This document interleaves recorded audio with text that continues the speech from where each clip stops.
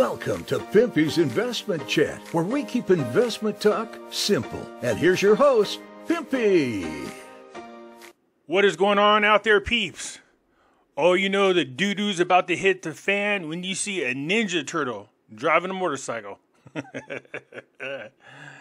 Yeah, okay, so look, we know that Iraq is doing everything possible to get back on track and in the good graces of the international community. The problem is they got Iran as one of their neighbors and their so-called brother countries that keep bringing all kinds of conflict into their country.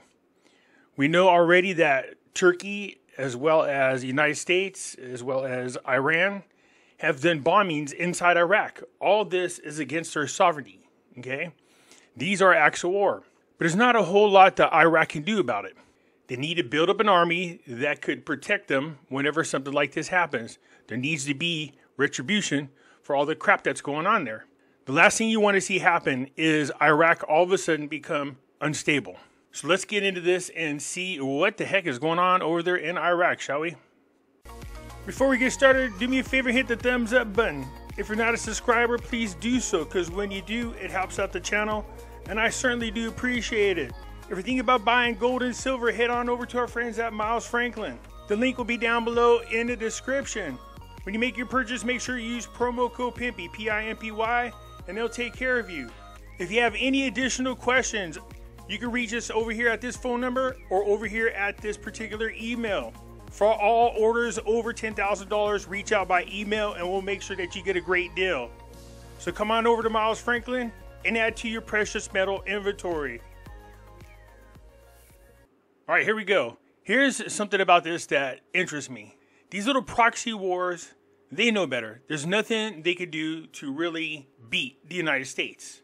But in my opinion, there's something more sinister behind them. With us giving most all of our ammo and everything else over there to the Ukraine, and now us running around, pity-farting around with these little groups, dropping bombs and shooting bullets, we just keep using up all of our ammunition.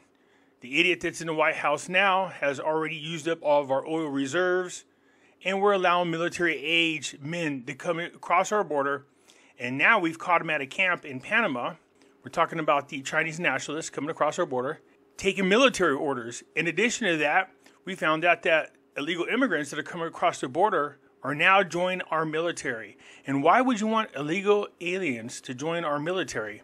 Well, that's because they'll have no problems with shooting Americans if told to do so. Do you see the bigger picture? Anyways, back to this ridiculous thing. The Iraqi resistance prepares to start the third phase of the conflict with Washington. It doesn't make a difference what phase you are. You can't beat them at all. If you keep screwing with the United States, what's going to happen is you're going to cause a ground war. They're going to come in like they did last time, wipe you guys out. That's not what Iraq needs. If they don't do it there, then they're definitely going to go after Iran. So the resistant factions in Iraq are preparing to turn to the third phase of the conflict with the United States of America by responding to sources of fire by targeting their bases in neighboring countries or that embrace American forces. The thing is, even when they target our bases, and they've been doing this for years, very, very rarely do they ever hit any of their targets.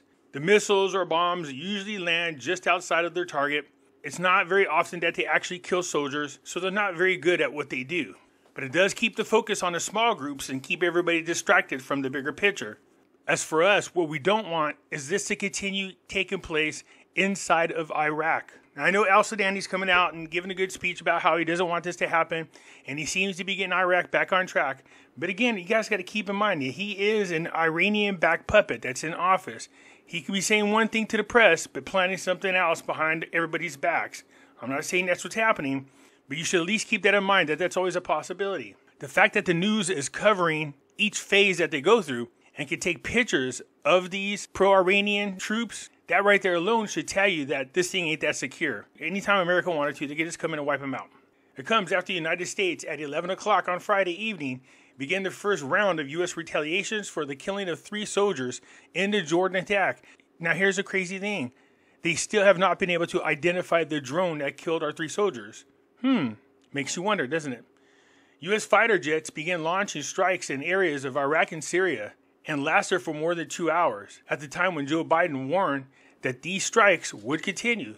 These strikes on Iraqi security sites in these two areas west of Anbar province led to 16 victims and 25 injuries, including civilians. Prime Minister al-Sudani directed on Saturday the announcement of general mourning in all state departments and institutions in order to have mercy on the lives of the victims from the armed forces and civilians. In this context, for the spokesperson of the brigade, the targeting that affected the popular crowd and civilians are not a stranger to the occupier and the American enemy, and this is part of ongoing war between us and the occupier. On the news that spoke about Jordan's participation in the implementation of these strikes, it was explained to the news a clear message was delivered to those countries that embrace American bases and participate in targeting Iraq, such as Kuwait, Saudi Arabia, and Jordan, with the possibility of turning to the third stage, which is to respond to the sources of fire by targeting U.S. bases located on the territory, and we're able to do so as evidence of our arrivals at these two ports.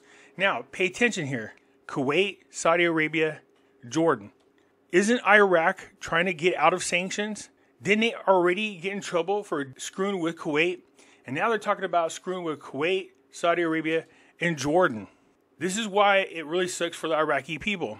They don't want this. They're not calling for this. Iraq has done a great job of staying out of conflict, but that doesn't seem to be the case anymore.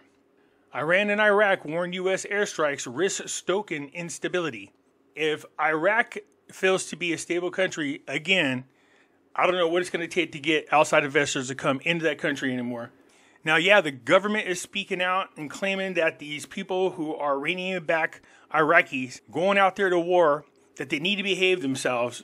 If al-Sudani and his government were serious, you would see some serious punishment being handed down to anybody that's caught being part of this resistance group. The resistance groups are going to bring instability to Iraq. The U.S. military said it hit 85 targets at 7 facilities in Iraq and Syria on Friday that were associated with Iran's elite Revolutionary Guard and Iranians-backed militias.